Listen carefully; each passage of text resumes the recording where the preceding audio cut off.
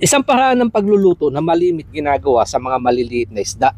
Nilalagyan ito ng kamyas at niluluto sa palayok at talaga namang napakasarap at mas pasasarapin ko pa dahil pagmamantikain ko ito sa pangsabaw na gata at pangbalot na dahon ng gabi. Ito po yung maliliit na hipon na ginagamit sa bagoong alamang, hibi kung tawagin sa ibang lugar, at kapag sariwa pa ginagawa sa kilawin.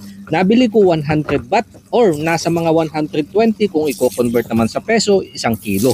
Saka ko ito hinugasan at sunod na kumuha ng dahon ng gabi.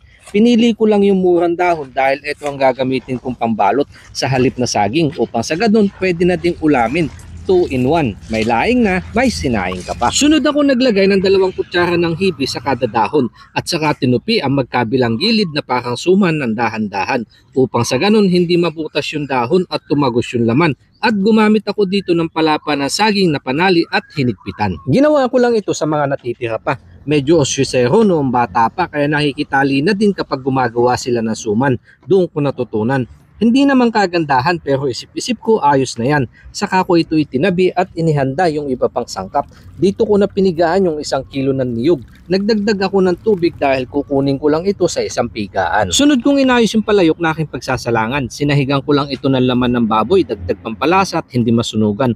At inilagay yung binalot kong hipon. In between, sinamahan ko pa rin ito ng baboy at saka madaming luya hanggang sa nilagay ko lahat yung dahon. Sa ibabaw, pinatuwang ko pa rin ito ng baboy para sigurado magmantika at saka luya.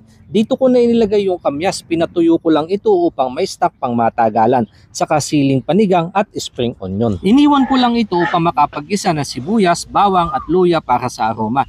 Pakakatasan ko ito ng kamatis kasama ng shrimp cubes na pampalasa at paminta. Naglagay na din ako ng patis, pinaghalo-halo ko lang ito at sunod na inilagay yung pinigaan kong kakanggata. Pagkakulo, dito ko na isinalin sa palayok upang ituloy ang pagluluto at basta gabi, advice ko lang, ang pagluluto nito ay hindi kailangan minamadali. Slow cooking lang hanggang sa maluto ng mabuti upang sa ganun hindi sumama yung kate. Pagkalipas ng ilang minuto saka ko ito binalikan. Yung gata medyo nagmamantika na kaya hininaan ko lang ito ng apoy hanggang sa mainin ng mabuti saka ko hinango upang sa ganun mapalamigan.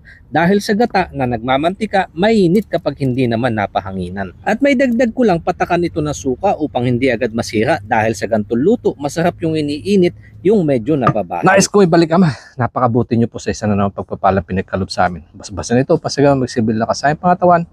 Amen. Napapalunok na po agad ako ng laway dun ah. Yan po yung kanyang sabaw. Naggata na yung gata. Nagmantika.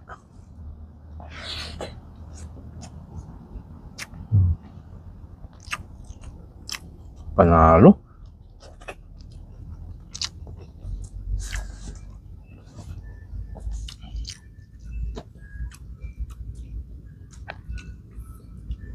Buksan natin yung loob.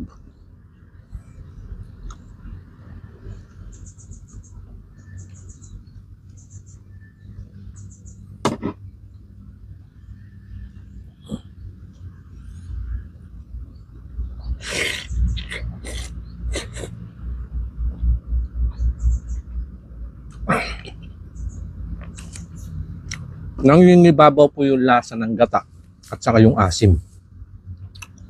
Yun yung una kong nalasahan.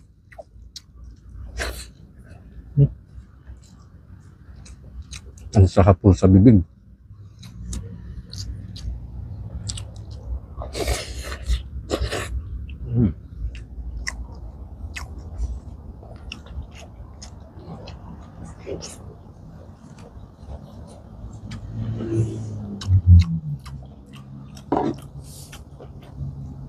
Siyempre yung mga inilagay ko natin mga pampalasang sangkap katulad ng bango ng luya, sibuyas, andyan na din po kamatis.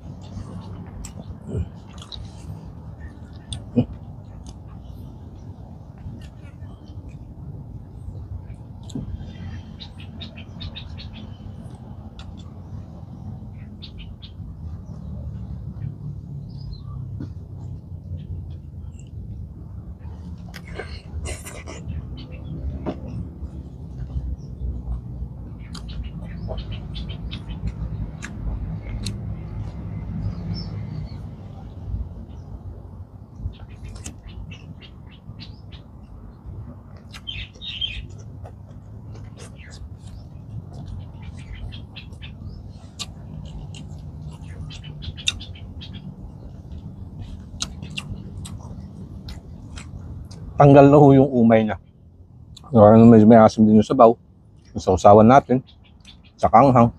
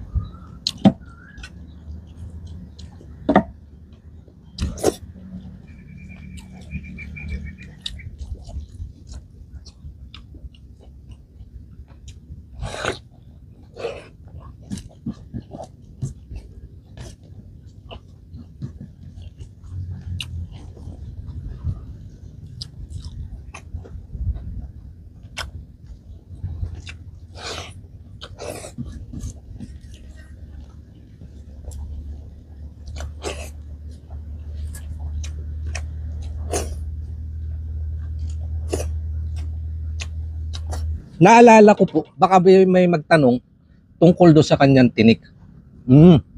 May kaunti po sumasabit-sabit sa ngipin, kadila, tumutusok-tusok. Pero kung medyo matigas-tigas naman yung ngipin, kayang-kaya naman punturugin.